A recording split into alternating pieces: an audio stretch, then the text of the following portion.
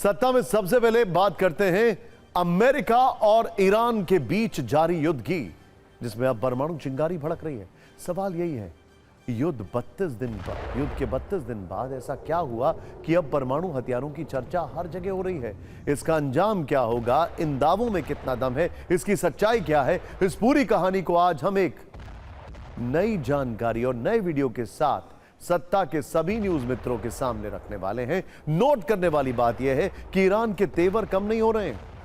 Iran हर हथियार का, हर चेतावनी का, हर धमकी का उसी भाषा में, उसी अंदाज में जवाब दे रहा है जिसे कहते हैं मिरर रिफ्लेक्शन। पहले बात करते हैं कैसे महायुद्ध अब परमाणु स्टेज पर आ चुका है। परमाणु वाली चिंगारी उठी है संयुक्त राष्ट्र के पूर्व डिप्लोमेट के दावे से, जिनका कहना है कि अमेरिका ईरान में परमाणु ऑपरेशन की तैयारी कर रहा है। उन्होंने तेहरान की तस्वीर के साथ इस तरह की आशंका जताई है। हैरानी इस बात की है कि ईरान ऐसी धमकियों से भी विचलित नहीं है। ईरान की तरफ से सरप्राइज अटैक वाली चेतावनी दी जा रही है। आप समझ सकते हैं ऐसे बयानों और ऐसी धमकियों के बीच युद्ध किस तरफ जा रहा है और आगे क्या हो सकता है। ईरान युद्ध की नई कहानी को डिकोड करने से पहले आपको यह बता दें कि युद्ध कहां तक पहुंच चुका है। इस सीन के जरिए आपको यह अंदाजा हो जाएगा कि अमेरिका और ईरान के बीच पिछले कुछ घंटों से चल क्या रहा है। 5 घातक हथियारों से युद्ध के विनाश मीटर को आप समझ सकते हैं। 32 दिन के युद्ध में आपने ईरान की बैलिस्टिक मिसाइलों की शक्ति के बारे में सुना और देखा। ईरानी क्लस्टर बम से इजराइल में हुई तबाही भी आपने जरूर देखी होगी। अमेरिका के बंकर बस्टर बम भी लगातार तबाही मचा रहे हैं। अमेरिका की टॉमाहॉक मिसाइल की भी चर्चा खूब हो रही है, लेकिन आज सबसे ज्यादा चर्चा परमाणु हथियार की हो रही है, जो विनाश मीटर में सबसे ऊपर है। सवाल यह है कि युद्ध में बार बार परमाणु शब्द की चर्चा क्यों हो रही है। ट्रंप एक तरफ शांति और युद्ध विराम की बात कर रहे हैं, दूसरी तरफ नए नए हथियारों की एंट्री हो रही है। अब परमाणु चिंता ने पूरी दुनिया को परेशान कर दिया है। परमाणु के जिक्र की 4 मुख्य वजह हैं। पहली वजह है यूएन के पूर्व डिप्लोमेट मोहम्मद साफा का दावा, जिन्होंने कहा है कि ईरान में परमाणु हमलों की तैयारी अमेरिका कर रहा है। दूसरी वजह है इजराइल के इस्फहान में 2000 पाउंड के बंकर बस्टर बम से हमला करना। यह वही जगह है जहां ईरान का परमाणु केंद्र भी है। तीसरी वजह है ईरान की परमाणु अप्रसार संधि से बाहर निकलने की तैयारी। इसकी भी आज पूरी कहानी हम आपको बताने वाले हैं। चौथी वजह है ईरान के इस्फहान न्यूक्लियर सेंटर में ट्रक की मूवमेंट देखी गई है। सबसे पहले बात करते हैं इजराइल के नए हमलों की, जिसमें परमाणु आग है। इसे युद्ध का परमाणु विस्तार भी कहा जा रहा है। 24 घंटे में ईरान पर 1100 एयर स्ट्राइक हुई हैं, ओपन सोर्स इंटेल में कहा गया है। 24 घंटों में ईरान के 170 ठिकानों पर हमले हुए हैं। ईरान की इस्फहान न्यूक्लियर साइट पर अटैक किया गया है, जिसकी जानकारी हम आपको दे भी रहे हैं।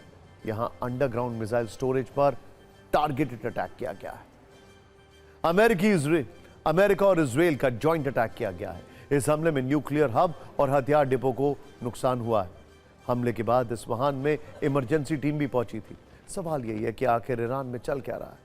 अमेरिका और इजराइल की प्लानिंग क्या है। इस्फहान पर हमले को खतरे की घंटी क्यों माना जा रहा है? क्योंकि सैटेलाइट तस्वीरों में इस्फहान न्यूक्लियर सेंटर में 2 ट्रकों की मूवमेंट देखी गई। दावा है हमले से ठीक पहले 18 कंटेनर टनल के अंदर गए थे। इसमें 60% तक एनरिच्ड यूरेनियम हो सकता है, यह भी रिपोर्ट में दावा किया गया है। 534 किलो यूरेनियम ट्रांसफर होने की आशंका है। कहा जा रहा है कि ईरान ने अपने अहम स्टॉक पहले ही सुरक्षित कर लिया। हमले के बाद भी ईरान की न्यूक्लियर क्षमता बरकरार रहने का खतरा है। दावा तो यह भी किया जा रहा है कि ईरान न्यूक्लियर वेपन बनाने से एक कदम दूर है। तो सवाल है कि क्या अमेरिका और ईरान अब चोरी चोरी परमाणु हथियार वाली संघर्ष की तैयारी कर रहे हैं? ईरान के सरप्राइज अटैक का मतलब क्या है? ट्रंप ने खुद इस्फहान पर हमले के वीडियो को सोशल मीडिया पर पोस्ट किया। Military airbase, underground weapon storage और न्यूक्लियर हब पर हमले के वीडियो को ट्रंप ने पोस्ट किया। 2000 पाउंड के बंकर बस्टर बमों से ईरान के अंडरग्राउंड बेस पर हमले की जानकारी दी। भारी नुकसान का दावा किया। धमाकों के वीडियो ट्रंप ने खुद शेयर कर इस ऑपरेशन का मैसेज दिया। एक सवाल यह भी है कि ट्रंप ने इस्फहान धमाके का वीडियो क्यों पोस्ट किया। इसकी 5 मुख्य वजह हो सकती हैं। पहली ये कि इस्फहान ईरान के परमाणु कार्यक्रम का बड़ा केंद्र है। इस्फहान में यूरेनियम कन्वर्जन और रिसर्च फैसिलिटी है। यहां बड़ी संख्या में ईरान के वैज्ञानिक काम करते हैं। इस्फहान में मिसाइल प्रोडक्शन और अंडरग्राउंड सैन्य ठिकाने हैं। ईरानी न्यूक्लियर और मिसाइल प्लांट सुरक्षित होने का सीधा संदेश है। दुनिया को अमेरिका की ताकत और सैन्य क्षमता दिखाने की कोशिश भी इसे माना जा रहा है। ईरान के इस्फहान में परमाणु केंद्र है। यहां यूरेनियम कन्वर्जन का काम होता है। पहले से यह रणनीतिक टारगेट था। यहां पहले भी 2025 में हमला हो चुका है। सवाल बार बार यही उठ रहा है, क्या ईरान में परमाणु हथियारों का इस्तेमाल होने वाला है? इसे और विस्तार से समझते हैं। संयुक्त राष्ट्र के पूर्व डिप्लोमैट मोहम्मद साफा ने दावा किया है ईरान में परमाणु हमलों की तैयारी चल रही है। दुनिया अभी गंभीरता को नहीं समझ रही है। उन्होंने यह भी कहा है कि वो मानवता के खिलाफ अपराध का गवाह नहीं बनना चाहते हैं, इसीलिए इस्तीफा भी दे दिया है। इस कदम से वो ये संदेश दे रहे हैं कि न्यूक्लियर विंटर को रोकने की कोशिश कर रहे हैं। वो साथ में दुनिया से अपील कर रहे हैं उनका संदेश पूरी दुनिया में जाए।